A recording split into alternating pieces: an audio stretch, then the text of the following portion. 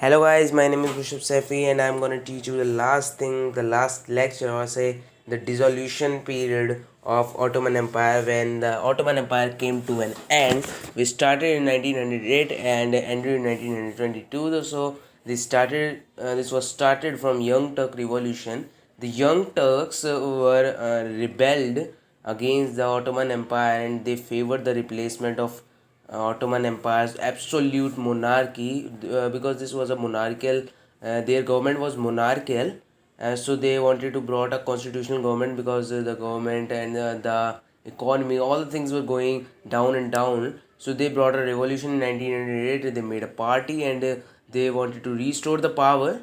They wanted to restore the power of Ottoman Empire, and they were multilingual party and they wanted to develop the unstable rule leading up to 1914. So something was happened in 1912, then 1913. The Balkan Wars were happened in the Balkan region. I said you that the region Greece, Romania, and the area of Armenia, Syria, which was situated now the Bulgaria, the Syria, Romania, this part. So the Greece, the Romania, and the Bulgarian part was recovered in the 1800 till 1876. So now in 1912 1913 more wars were happened and more Balkan region area of Armenia and Assyria came to an end by the hands of Ottoman Empire. So they did genocide. The Young Turks they did genocide because they were made to restore the power, and the power was going down. So they did genocide. They killed Armenian, Greeks, and the Assyrians. 1.5 million Armenians and thousands of Greeks and Assyrian, and all this was occurred in the few last decades of the Ottoman Empire. So this was the genocide was happened. So the Greeks and the others were Assyrians, the Armenians were doing rebellions. They wanted to get an independent country. So they also did rebellions. And in the first world war, the Arab revolt in 1916, which was happened, also took some power through the hands of Ottoman Empire, and the Treaty of Sevres was signed because they were corrupted, as I said you in the previous video.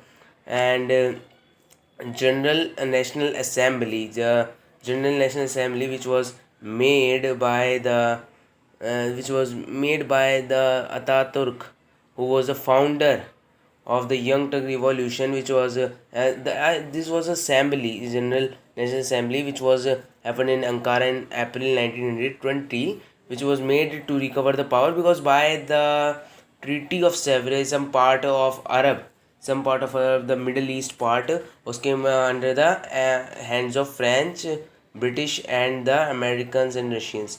So this part was came into their and came under their control. So they made assembly and they attacked in 1922.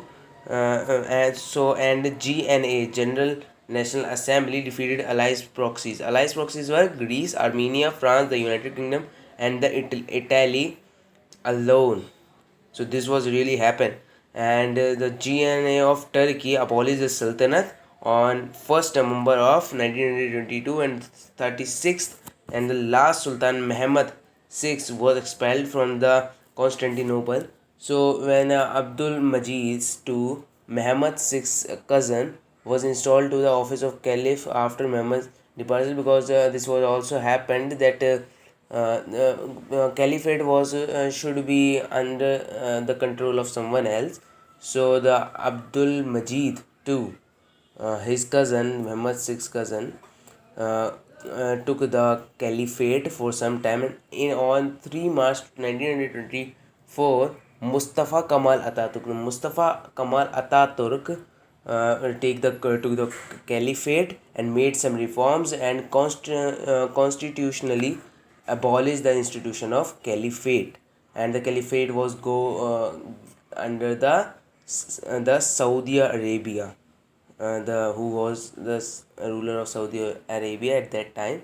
And after this, the Treaty of Lausanne was signed to recover the power, because when they attacked these all powers and defeated them, so they wanted to do a new treaty because they were of another party. The Treaty of Sèvres was signed by the ruler, but this was going to sign by the General National Assembly, the Mustafa Kemal Atatürk. I want to say something that his real name is not Mustafa Kemal Atatürk. His real name is Mustafa Kemal Pasha. He got the title of Ataturk because he made Turkey independent. He made Turkey independent. And why the Treaty of Sèvres was signed? Because of the Arab Revolt.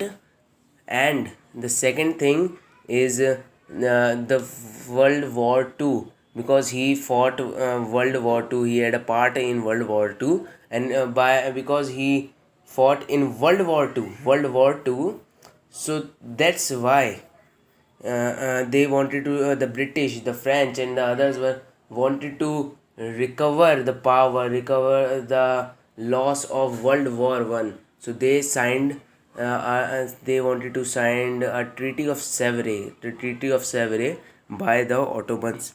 So after the Treaty of Lausanne, Mustafa Kemal Atatürk make the Republicans first president, and he made many reforms, and he found a new secular republic from the remnants of its Ottoman past. He made so many reforms in legislation, economy, and all the things, and he made it independent. So this is the story of Ottoman Empire, his rise to its dissolution. So dissolution is period is his dissolution was happened in 1924, when the Ottoman Empire was ended and the new country, a republic was established in 1924, when the Ottoman Empire came to an end.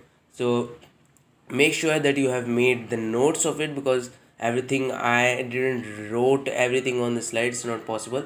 And also I think you enjoyed it. So thank you. Have a nice day.